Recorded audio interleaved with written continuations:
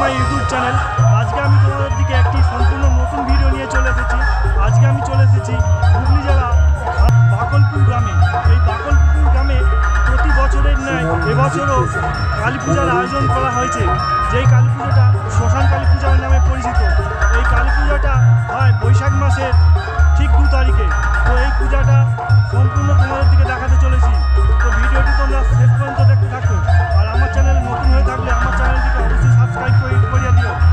পূর্ব বর্ধমান জেলার মাহিন্দার কালী পূজা আমরা সবাই জানি, তেমনি হুগলি জেলার পুরসুরা থানার অন্তর্গত বাকালপুর শামুকপুকুরের শ্মশানকালীর প্রতিমা এর ব্যতিক্রম নয়। 1.5 কোদাল মাটি, হাঁসের ডিম আর দেশি সুরা দিয়ে তৈরি হয় মায়ের প্রতিমা এবং মায়ের মূর্তি 1.5 হাতের বেশি হয় না।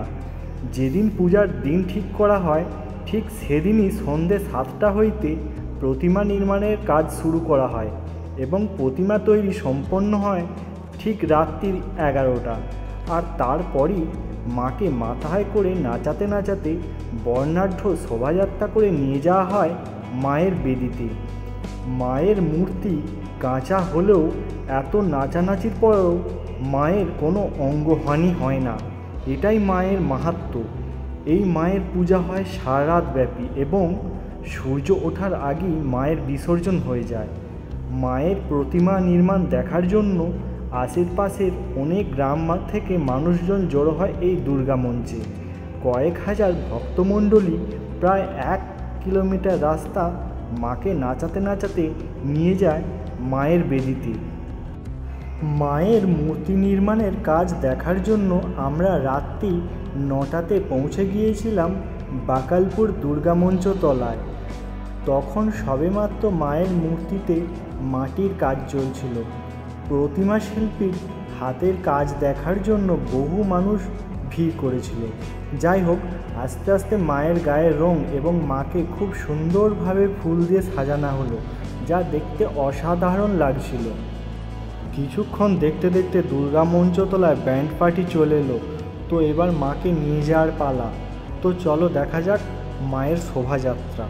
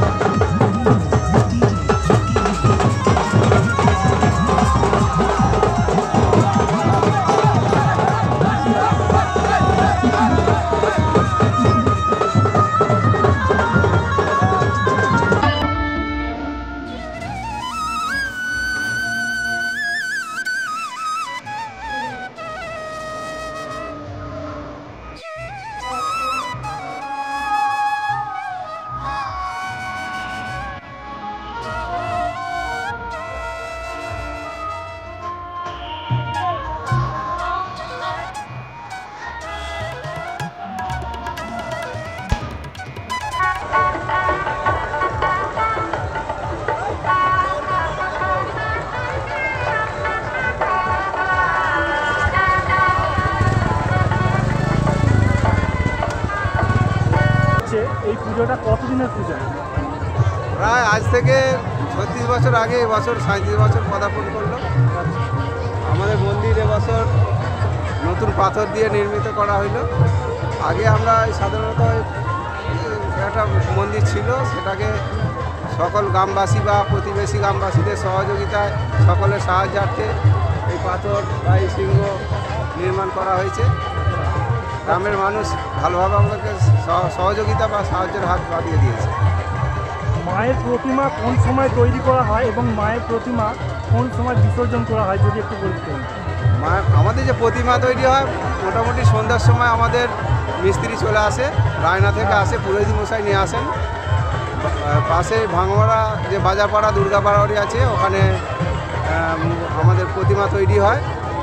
আর সদ্য কাদা মেখে ওখানে তৈরি হয় এবং সূর্য ওঠার আগেই আমাদের মাঙ্গলিক যে সুতো কেটে বিসর্জন হয়ে যায়। তারপর আমরা শোভাযাত্রা করে আমাদের পাশে ময়রা পুকুর আছে, ওখানে আমাদের মানে মা, দিদি, ভাই, বোনেরা সকল মিলে আনন্দ করে ওখানে ওই শিব মন্দিরের কাছে যে ময়রা পুকুর আছে না, ওখানে গিয়ে আমরা বিসর্জন করি। আচ্ছা, প্রত্যেক বছর কি এই দিনেই পুজোটি হয়? হ্যাঁ, 2রা বৈশাখ আমাদের ফিক্সড ডেট করা হয়েছে। 2রা বৈশাখ ফিক্সড ডেট, তাই তো? হ্যাঁ হ্যাঁ। আচ্ছা, কেউ যদি এই পূজায় আসতে চায় এই অ্যাড্রেসটা যদি বলে দিতেন। আমাদের ঠিকানা হচ্ছে কুরসারা থেকে আসতে গেলে মানে বাঁধে টেকারে গোবিন্দবাজার ঢালে নেমে হেঁটে 5 মিনিট হাঁটলেই আমাদের বাকরপুর শামুকপুকুর ফুটবল মাঠ বললেই সকলেই দেখে দেবে। এখানে ফুলের যে মণ্ডপ করা হয়েছে দেখতে পাচ্ছি, এই ফুলের মণ্ডপ করার উদ্দেশ্যটা কী, কারণটা কী?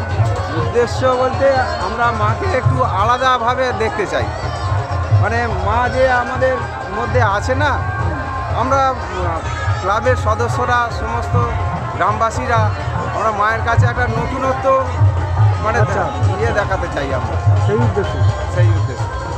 অসংখ্য ধন্যবাদ আপনাকে।